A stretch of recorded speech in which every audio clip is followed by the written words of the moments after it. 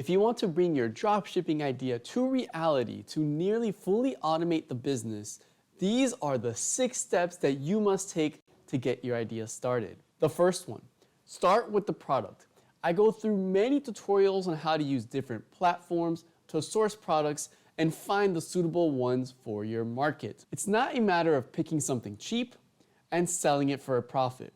The people that truly make money go through the actual effort to customize the products for their local market. Just simply copying and pasting methods are not only risky, but you are very likely to compete with hundreds of other people trying to do the same thing just to make an easy buck. Even if it's not your brand, it's as simple as making custom packaging with your logo to make it unique and make it yours. Some examples is like if you want to sell some kitchen supplies, you can find a supplier and just slap or engrave your logo on it. If you want to sell some hiking gear, you can find a second supplier that specializes on engraving and putting your logos on products. You get the point. Going the extra mile to make the product unique will set you apart. Now you can do a lot of product research to search for trends or leads, but what I usually recommend for people that are just starting out is to look into your current hobbies and interests and think about products that you already use, but you can either find a better version of it or make it better with the proper supplier. From there, it will be easier to find your first customer, especially if they are from your friends or family because they are more flexible with you. The second step is to find a suitable fulfillment center. This partner will help you maintain inventory and may even ship to your end customer depending on your target market location. I promise you that they have tons of experience and can also guide you to get your business running. One of my favorites is Next Smart Ship, which I have made many tutorials for and even done an interview with in my channel, so you can check it out later. You want to make sure they can integrate to your store, whether you use Shopify or WooCommerce, because this is what will help you automate your business when you want to do that. These fulfillment centers usually offer very great shipping deals depending on the product and are flexible to test some products before buying in bulk so that you don't spend tons of money and get no sales. You want to find one that can handle picking and packing, custom labels and packaging, as well as warehousing either inside of China where I'm at or where your country is if they support it. Are you getting value so far? If you are, consider subscribing to this channel and sharing this with anyone that wants to kick off their dropshipping business idea. Also, the like button will greatly appreciate the soft texture of your finger as you press it. Now the third step is to do the math. Now that you have selected the product, you want to test it to make sure you make the changes you need to charge your end customer the right pricing. This math includes the product, the shipping, the warehouses, taxes, and most importantly, your profit. It is pointless to even start if you do not clearly know the costs and the numbers of your e-commerce business to see if it is even sustainable.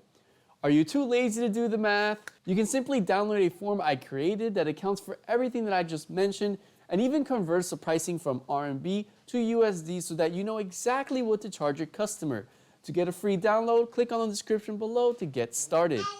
Number 4 is that once you are comfortable with the product, the fulfillment center, and the math, now you have to set up your store. You need some kind of an online presence to guide your future customers to buy your product, right? You will need to set up a website with hosting, SSL encryption, and a payment processor, which I suggest you save between $300 to $500 just to get everything set up properly. There are free methods, but they typically do not perform as well with your target audience if they see no custom domain and may be turned off, but you're willing to give it a try with your friends and family. For starters, you can start with Stripe or PayPal as a payment processor, but I recommend once business gets good, find a better one. The only benefit of these is that they are fast and easy to set up, but they will give you huge problems in the future, especially if you start doing well, and I know this from experience. Number 5 is to test the process. As I mentioned earlier, test this process with friends or family that have the same interest for your product. Let them be your guinea pigs, as they will be much more forgiving than strangers and won't give you problems with refunds or chargebacks, which will happen. Go through a few samples until you see which product your customers like the most, go through the packaging and the service, and get comfortable with at least 5 orders, then consider leveling up, which goes into the 6th process of automating and marketing. Once you have tested the process, consider buying in larger sums and storing it in the fulfillment center. Once the products are in stock, you are ready to market the product.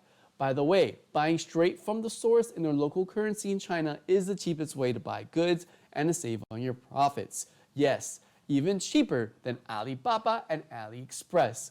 As mentioned before, if you use Shopify or WooCommerce, and if the store can be integrated with the fulfillment center, you can literally put the stock of your item inside the order management system of the fulfillment center, and the process is nearly automated. So how it works is that you get the order on your website, the fulfillment center will get the product off the shelf and ship it to your customer directly, and it will even give you updates on the process so that your customer can stay updated with what is happening with their product. I would recommend to start some advertising campaigns, which I am currently testing with Facebook in the month of July, to get your product known and get more eyeballs on your products if you don't have a following of your own. So now you know what it actually takes to get started. So what are you waiting for? Go ahead and try it out. If you don't know where to find the product that you should sell, you should check out this video that tells you exactly how to get started finding the perfect product idea for your business and finding your product niche.